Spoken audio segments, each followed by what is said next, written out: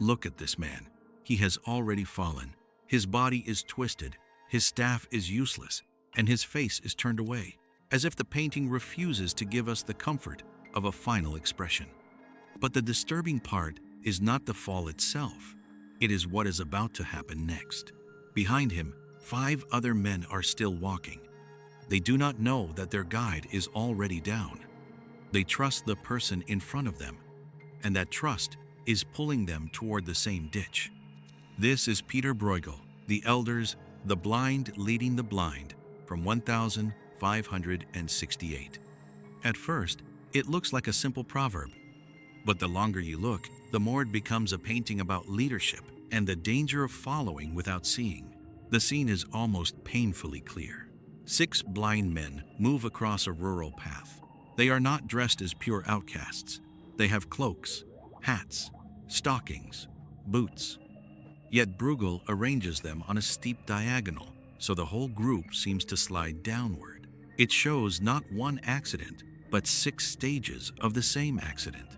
On the left, the last men are still walking. In the middle, one man hesitates. Another lifts his head, sensing that something is wrong. Near the front, the body begins to collapse. At the end, the leader is already on the ground. Bruegel turns a moral saying into motion. Now, look at their faces.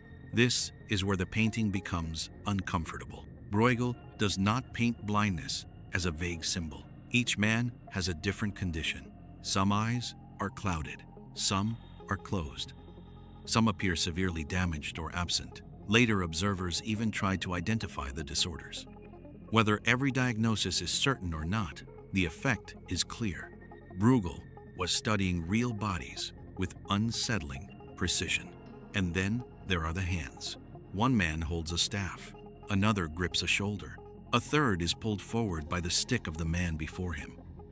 Every object meant to help them move becomes part of the trap.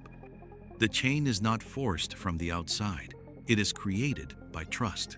To understand why this matters, we need the world behind it. Bruegel painted this in the final years of his life, when religious certainty was breaking apart. The Low Countries were under Spanish Habsburg rule. Reform, authority, rebellion, censorship, and punishment were all part of the atmosphere. In 1567, the Duke of Alba established the Council of Troubles. 1 year later, Bruegel painted people who do not know where they are being led. And here is the detail that changes everything. The church in the background. It has been identified with the Church of St. Anapede near Brussels, a real place rather than a fantasy setting. At first, it seems peaceful. Trees, fields, a village church. But why place it behind the falling men? One interpretation says the church represents possible salvation. The men have lost the path, but the spiritual center still stands behind them. Another reading sees the church as part of the warning, blind institutions guiding people toward ruin. A third view is more cautious. Bruegel often painted village churches because they belonged to Flemish life. Maybe the church is not a secret code at all. Maybe its calmness is what makes the scene so cruel. The source is a biblical saying, "If the blind lead the blind, both will fall into a ditch." It appears in the Gospels and became a common proverb. Earlier, artists had illustrated the idea. But Bruegel does something different. He does not make it a neat lesson. He slows the fall down. He makes it physical. He makes it believable. Notice the empty ground beneath them. Bruegel could have filled it with plants, stones, or animals. Instead, he leaves a bleak, open area that makes the bodies feel exposed. The men are not simply crossing a landscape. They are moving over a visual trap, and we can see the danger more clearly than they can. There is even a strange visual joke hidden in the structure. The painting illustrates a parable, but the line of bodies also forms something like a parabola, a falling curve. Bruegel gives us a simple story and a game of language and meaning. This was not the only time Bruegel turned a proverb into a world. In Netherlandish proverbs painted earlier, he filled an entire village with human foolishness. But the blind leading the blind is colder and more concentrated. No comic chaos, No crowded carnival, just one line of men, one mistake, one unavoidable result. The color also matters. There is no dramatic sky, no lightning. The palette is muted, grays, browns, dull greens, dusty flesh tones. The world does not scream. It allows the fall to happen. But the real turn is this. The painting may not be accusing only the leader. It may be accusing the followers too. The first man falls because he cannot see.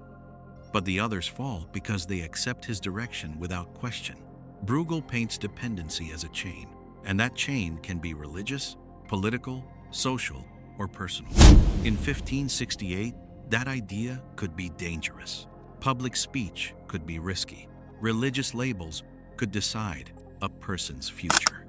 So, if Bruegel had a political message, it was hidden inside a biblical proverb. We cannot prove he was attacking one side directly. But we can say this. The painting was made in a world where people were asking whom they should follow. And this is why the painting still feels modern. We do not need to live in Bruegel's century to understand it. Every age has blind guides. Every age has people who follow, because it is easier than stopping and looking for themselves. The horror is not that 6 men fall into a ditch. It is that the scene feels familiar. So the question Bruegel leaves us with is not only who is the blind leader, it is also who keeps holding the staff.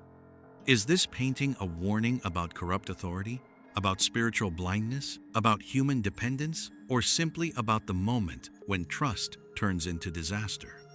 Write in the comments which interpretation seems most convincing to you and which detail you noticed first.